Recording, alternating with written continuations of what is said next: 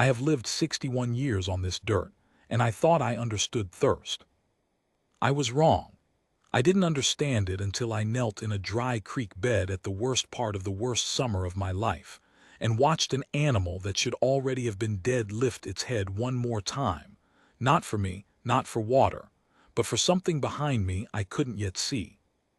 People ask me now why I gave away the one thing that could have saved my ranch. They ask it gently, the way you ask a man you think has lost his grip. And I never know how to answer, because the truth sounds like a lie. The truth is that a half-dead horse taught me the difference between owning something and keeping it alive. The truth is that on the morning the herd came down out of the hills, 40 of them, maybe more, ribs like the rungs of a ladder, walking straight toward a man with a shotgun and 3 barrels of water, I understood finally that I'd had it backwards my whole life. Stay with me. I'll tell it the way it happened, and I'll try not to make myself sound braver than I was, because I wasn't brave. I was lonely and broke, and tired enough to do the one decent thing I'd been putting off for 40 years. It started with a sound I mistook for the wind. The sound came again, and I knew it wasn't wind, because the wind that July had a voice I'd memorized, dry, papery, the rasp of a thing rubbing itself raw. This was lower, a groan with a body behind it. I was walking the south fence line at first light because that's when a man can stand to be outside, before the sun gets its boots on. I had my walking stick, which is really just an old auger handle, and I had the habit I can't break of counting fence posts under my breath. 41, 42. I was on 43 when I heard it the second time and stopped counting and stood there like a fool with my heart going. The creek that ran along the bottom of the south pasture had been dry since May. I want you to understand what that meant. That creek had run every summer of my life. My father used to say you could set your watch by it, though my father said a lot of things you could set a watch by that turned out to be wishful. But the creek, at least, had been honest. 60 years it ran. That summer it didn't, and walking down toward it I had the queasy feeling I always got that year. The feeling of standing in a room where something has died and nobody said so out loud. The horse was in the creek bed, down, on its side in the cracked mud where the water used to be, like it had walked the whole dry length of the thing looking for one wet spot and just quit when it ran out. I'm not a man who runs. My knees won't have it. But I came down that bank faster than I had any right to, sliding on the loose shale, and I went down on both knees beside it without thinking about the pain. It was a mare. Wild, I could see that right away from the way she was put together, lean and unshod, no brand, mane a tangle full of burrs and seed heads. And she was wrecked. There was a wound on her left flank, a deep gash on the angry color wounds get when they've had a few days to think about killing you, crusted black at the edges and weeping in the middle, with flies already setting up shop. Barbed wire, I figured, or a fall onto rock. Her ribs stood out so sharp I could have hung my hat on them. Her lips were cracked. When I put my hand near her muzzle, she didn't startle the way a wild thing should. She just rolled one eye up at me, and that eye was the worst part. It wasn't scared. It was past scared. It had the flat, faraway look of an animal that has already done the arithmetic and knows how it comes out. All right, I said, stupid thing to say. I say stupid things to animals, I always have. My wife used to tease me for it before she got sick, said I talked to the cattle like they were going to talk back. All right now. I'll tell you what I should have done. Any sensible rancher in that drought, finding a dying wild horse with an infected wound, knows what he should do. I had a shotgun back at the house. A clean shot is a mercy when the alternative is 3 more days of suffering in the heat. We'd put down 4 head of our own cattle that month already, and I'd done it with a steady hand because steadiness is the last kindness you can give a thing you can't save. I should have walked back, gotten the gun, and ended it. Instead, I knelt there in the dead creek and I did the math too, and my math came out different than hers, and I have never been able to fully explain why. Maybe it was the eye. Maybe it was that I was so tired of putting things down. Maybe, and this is closer to true, It was that I had spent that whole spring watching things I loved get sick and stop. My cattle, my savings, the green going out of my land like color out of a photograph. And somewhere in me, a stubborn animal part had simply decided, not this one. Not today. I'm tired of letting go. I went back to the house, not for the gun. I came back with my old hand pump and a length of garden hose and 2 5-gallon buckets, and I'll tell you what that water cost me, because you ought to know. My well was failing. The water table had dropped so far that summer that the pump coughed air half the time, and what came up cloudy and slow, and every gallon I pulled was a gallon the cattle I had left wouldn't get, and the cattle were the only thing standing between me and selling the ranch my grandfather broke with his own back. Water that summer wasn't water.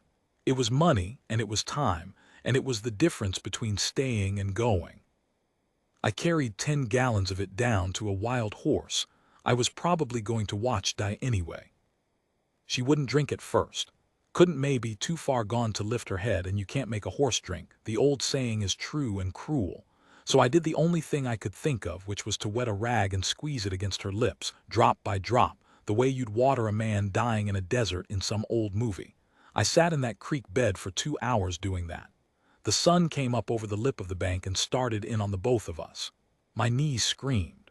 The flies found me too. And somewhere in the second hour, her lips moved. It was nothing, the smallest thing.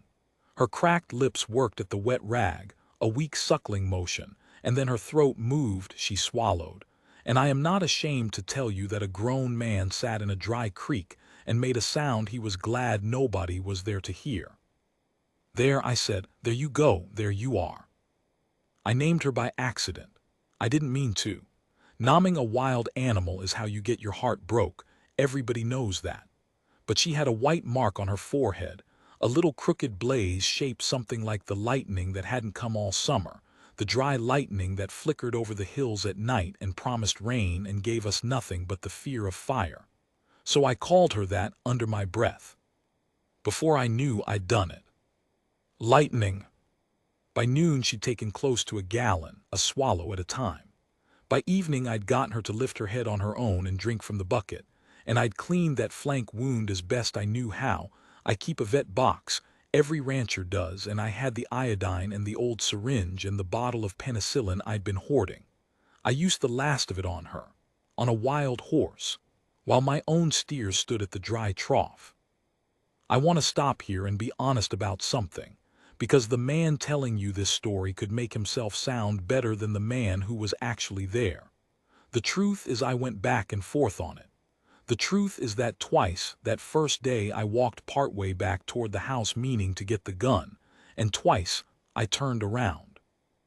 The truth is that I was not sure I was doing a kindness, or just being too much of a coward to do the hard right thing, and I want you to sit in that with me, because that doubt is the realest part of this.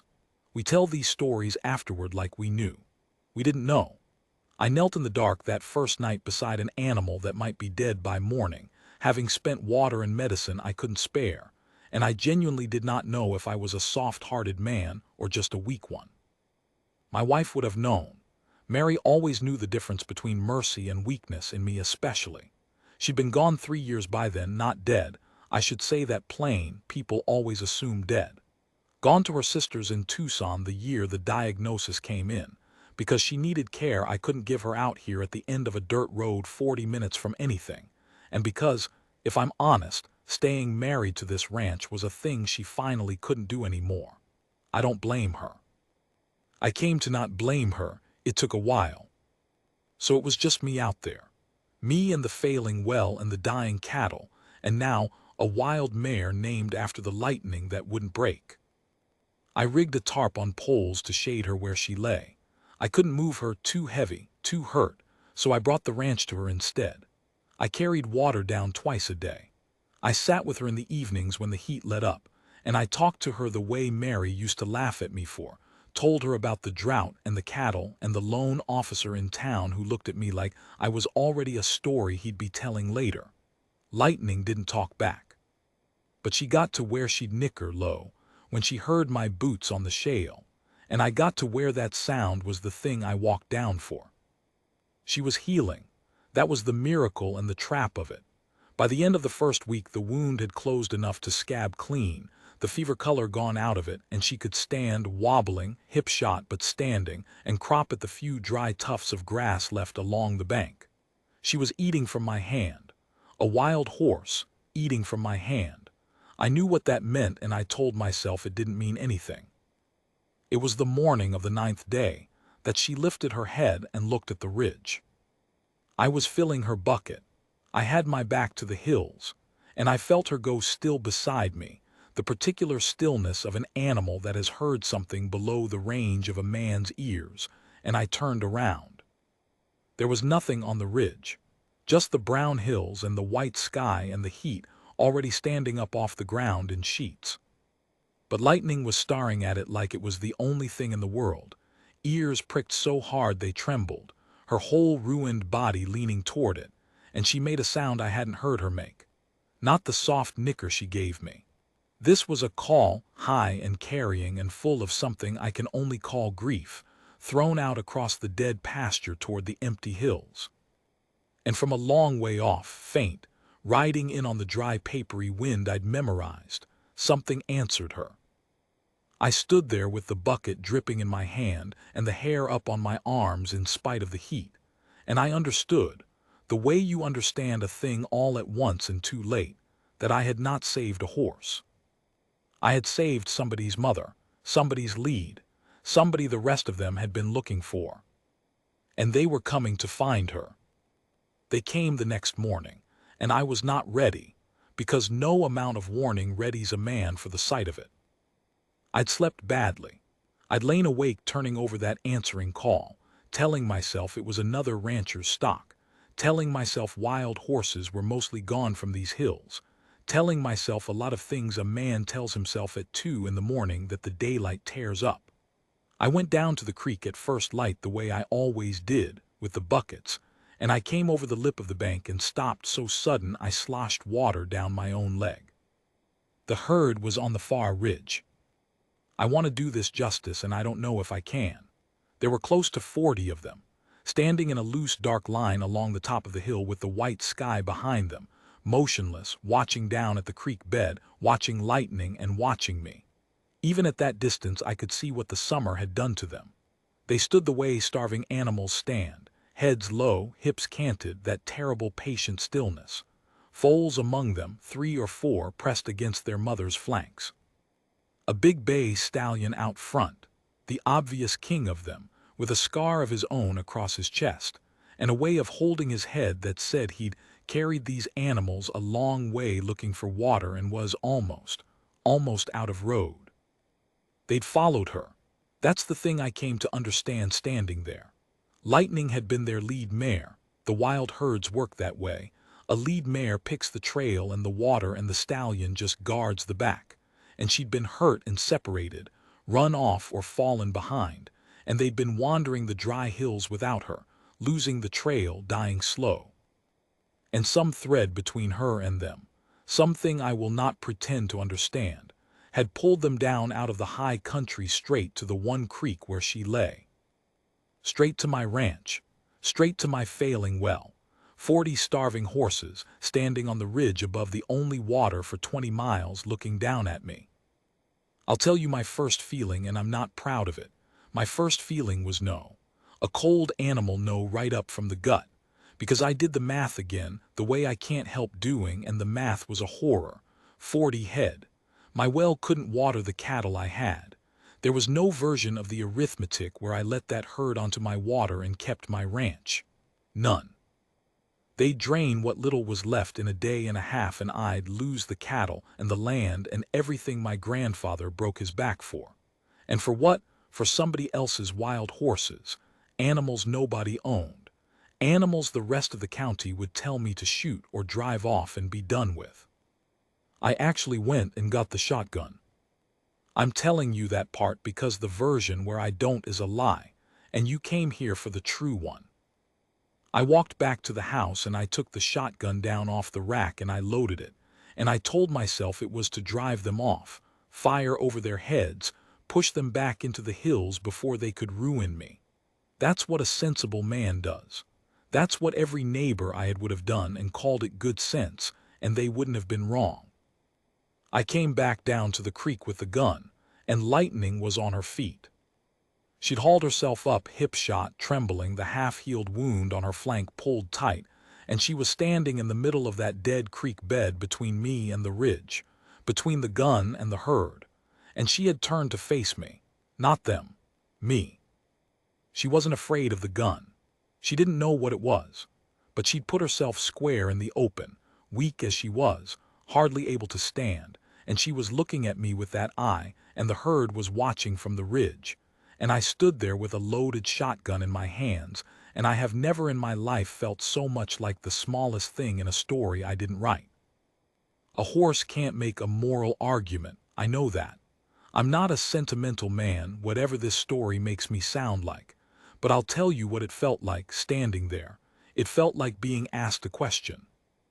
It felt like every cheap, easy mercy I'd ever handed out, the clean shot, the quick end, the sensible thing, was being weighed against me by an animal who'd had her own clean, easy end available 9 days ago in this exact creek bed, and had chosen, with her cracked lips against a wet rag, to keep going instead. I'd asked her to live, now she was asking me something back. I lowered the gun. I'd like to tell you it was a clean decision, a bright, clear moment of grace, but it wasn't. It was more like setting down something too heavy to keep holding. I lowered the gun and my arms shook, and I said, out loud, to nobody, to Mary, to my grandfather, to the dead creek, I can't do it. God help me, I can't. And then I had to figure out what in the world I was going to do instead, because can't shoot them is not a plan. It's just the absence of the worst plan. Here's what I did, and I want to walk you through it slow, because this is the part where I stopped being a man things happened to and started being a man who made choices. And the choices were bad ones, all of them, and I made them anyway. I had 3 water barrels in the barn, the big ones, the 200-gallon kind, that I'd been filling slow off the well against the day the pump quit entirely. My emergency water. The water that was supposed to keep my cattle and me alive through the worst of it. 600 gallons, give or take, hoarded all spring. I drove the truck down with the first barrel in the bed and a stock tank I never used, and I set the tank up at the bottom of the creek bank, downwind of Lightning, out in the open where the herd could see it from the ridge. And I filled it. 200 gallons of my emergency water, poured out into a tank for 40 horses that weren't mine and never would be. Then I backed the truck off a good distance, and I sat on the tailgate and I waited. They didn't come for a long time. The bay stallion came halfway down the ridge and stopped and stood, reading the wind, reading me, doing his own arithmetic. Lightning called to them, that same carrying call, and I watched the king of that herd stand there torn between the water his animals were dying for and the man sitting 50 yards from it, and I understood him completely. We were the same, him and me. 2 creatures who'd run out of good options, trying to decide how much to trust the thing that might be a trap. It was the foals that broke it. One of them, a little done, legs too long, ribs like a washboard, smelled the water and just went, the way the young do, too dumb and too thirsty to be careful, breaking out of the line and stumbling down the ridge toward the tank with its mother screaming after it. And once one had gone, the rest couldn't hold. They came down off that ridge in a slow brown flood, 40 of them, the stallion last and sideways and never taking his eyes off me.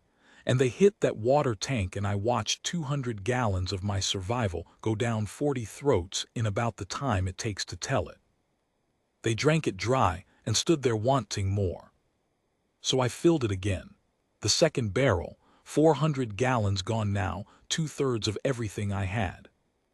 And this is the morally heavy thing, the choice I still turn over at night, and I'm going to lay it out plain instead of dressing it up. By that second tankful I knew exactly what I was doing. This wasn't a man caught up in a moment doing something rash. This was a man sitting on a tailgate in the heat, watching his cattle's water and his land's future and his own survival pour down the throats of animals that the whole sensible world agreed he owed nothing to, and choosing to keep pouring. Choosing it with his eyes open. Choosing it the way you choose to walk into deep water knowing it'll close over your head. I thought about Mary while I did it. I thought, this is the thing she always saw in me and couldn't tell if she loved or couldn't forgive, that I'd let go of the practical thing for the living thing, every time, given the chance. It cost us. It cost us the easier life she wanted more than once. And here I was at the end of everything, alone, doing it again, bigger than I'd ever done it, with no one to see and nothing to gain. The stallion drank last. When the others had had their fill and drifted back up the bank to stand in what shade there was, he came down to the tank, alone, and he drank, and then he lifted his dripping head and looked at me across the 50 yards of dead ground for a long, long moment. I won't tell you we understood each other. That's the kind of thing people put in these stories that isn't true. He was a horse and I was a tired old man, and there was no understanding crossing that gap, not really. But he didn't run, and I didn't move. And the sun came up the rest of the way over a creek bed that had water in it again, for the first time since May, and 40 wild horses standing along the bank, and a hip-shot lead mare I'd named after lightning making her way slow across the mud to stand among her own. I had maybe 200 gallons left in the world. And I sat on my tailgate and watched the herd and thought, with a calm that frightened me, well, now what's a man do tomorrow? Tomorrow, it turned out, was a man named Dale Hutchins standing in my yard with his hat in his hand, and a look on his face like he'd come to a funeral.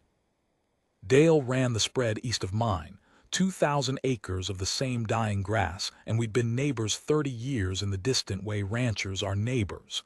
A wave at the feed store, a hand at branding, a casserole left on the porch the year Mary went. He'd seen the herd. Hard not to, 40 horses don't hide. He'd driven over to tell me what any sensible man would tell me, and I knew the speech before he opened his mouth, because it was the same speech I'd given myself the morning I loaded the gun. "Tom," he said, "I heard you've been watering wild stock." "I have." "You can't do that, Tom. You'll kill yourself doing that. Your well's worse off than mine, and mine's near done." He turned his hat in his hands. "Folks'll say you've gone." He didn't finish it. He didn't have to. The word was soft or worse, and we both heard it standing there in the dust. And here's the part of the story I didn't expect, the part I couldn't have written, the part that taught me the last thing I needed to learn that summer. I told him the truth, all of it. Standing in my yard, I told Dale Hutchins about the dry creek and the eye that had done its arithmetic, about the rag and the swallow and the name I gave her by accident, about the gun I lowered and the water I poured and the choice I'd made with my eyes open to lose everything for a herd of horses I'd never owned. I told it badly, the way you tell a thing that's still too big to fit in your mouth. And the whole time I expected him to back toward his truck the way you back away from a man who's lost his grip. He didn't. He stood there and listened to the whole thing. And when I was done, this hard, practical neighbor of 30 years, this man I'd never had a real conversation with, looked out toward the creek where the herd was standing and was quiet a long time, and then he said something I will carry to my grave. He said, "My granddad used to run horses through this country, before the wire, before any of us." He worked his jaw. "He'd have known what to do with 40 head and not enough water. I don't. But I'll be damned if I'll let the only man left who'd even try do it alone." Dale Hutchins had a deeper well than mine. Newer. He'd had it drilled 3 years back when he could still afford to, 200 feet down to water I couldn't reach. He didn't offer it to me as charity. He offered to partner it, to run a line, to share the load, to split a thing that neither of us could carry alone, but maybe, 2 old men could carry together long enough for the rains to come. If they came. That was the whole gamble. The drought would break or it wouldn't, and we'd either bought the herd and ourselves enough days to reach the other side of it, or we just made our ruin take a little longer and have company. I want to be honest that we didn't know. Standing in my yard that morning, we did not know how it came out. Anybody who tells you they knew the rain was coming is telling it backward from the safe side. I'm going to skip ahead now because the middle of that summer was just work. Hard, grinding, hopeful work. 2 old men and a water line and a stock tank and a herd that came down to drink every morning and went back up to the hills every night, learning us, trusting us a little more each day. Lightning healed all the way. By August she was running again, the hitch gone out of her hip, the wound a pale scar on her flank, and she went back to leading them. But she came to me first every morning, every single morning, walked away from her own herd to put her head over my fence and take a carrot from my hand and let me lay my palm flat on that scar I'd cleaned in a dead creek in July. Then she'd turn and go back to them. Every morning. Like a thing she'd decided to keep doing. The rains came the second week of September. I'd stopped believing in them is the thing. You stop believing in a drought that long. Belief is one more thing it burns out of you. The dry lightning had flickered over those hills all summer making promises, and I'd quit listening. So when the real clouds came up dark and heavy out of the southwest that afternoon, I stood on my porch and watched them and would not let myself hope, the way you won't let yourself hope a fever's broken until you're sure. And then it broke open. It came down in sheets, in ropes, the first real rain in 4 months, and it ran red off the bare hills and filled the gullies, and I stood out in it with my arms out like a fool, and let it pound on my bare head until I couldn't tell the rain from the rest of it on my face. The creek ran that night. I went down in the dark with a lantern to hear it, the creek my father said you could set a watch by, running again in the black with a sound like the oldest music there is. And the herd was down there in the rain, all 40 of them, drinking from running water for the first time in their lives or close to it, and Lightning was in the middle of them with her face to the sky. I'd like to end it there. Rain and a running creek and the herd saved, and 2 old men who beat the drought. It's a good place to end, and most of it's even true. But the true ending is smaller, and it's the one I think about. The herd left in October. They were wild. They were always going to leave. Once the high country greened up, they drifted back into it the way water finds its level, gone over the ridge one cool morning the way they'd come, 40 horses thinning out into the hills until the line of them broke up and was only hills again. I'd known it was coming. I told myself I was ready. Lightning went with them. Of course she did. She was theirs, she'd always been theirs. That was the whole thing I'd understood standing in the creek bed back in July with the bucket dripping in my hand, that I hadn't saved a horse, I'd saved somebody who belonged to somebody else, and you don't get to keep a thing like that. You don't get to keep it. You only get to have helped it go on. She came to the fence the last morning. I want you to know that. The herd was already moving up the ridge, and she broke away from them and came down to my fence one more time and put her head over it. And I came out in my sock feet in the cold and stood with her, and laid my hand on the scar, and didn't say anything, because there wasn't anything that would fit. Then she turned and went up the hill after her herd, and at the top, against the gray morning sky, she stopped and looked back down at the ranch at me, I tell myself, though a man tells himself a lot of things, and then she was over the ridge and gone, and the hills were only hills. People ask me why I gave away the water that could have saved my ranch. The thing is, it did save my ranch. Dale's well and the rains and the partnership we never let lapse afterward. We both came through that summer and we're both still here, 2 old men running thin herds on dry land, waving at the feed store. The arithmetic that looked like ruin came out in the end like surviving. I can't explain that. I've stopped trying to. But that's not really what they're asking when they ask. What they're asking is why a man gives away the practical thing for the living thing, even when it might cost him everything. And the honest answer, the one I never say out loud because it sounds like a lie, is that I didn't do it for the horses. I did it because for one whole summer I wasn't alone out here. Because every morning a wild thing I had no right to walked away from her own kind to put her head over my fence. Because a hard old neighbor looked at the softest thing in me and called it the only thing worth standing next to instead of the thing to be ashamed of. Because Mary was right about me all along, and I finally, at 61, in a dead creek bed, stopped trying to be the other kind of man. I still walk the south fence at first light. I still count the posts. And every now and then, far up in the high country, I hear something carried down on the wind that I tell myself is the wind, and I stop counting, and I stand there with my hand on the wire and I wait.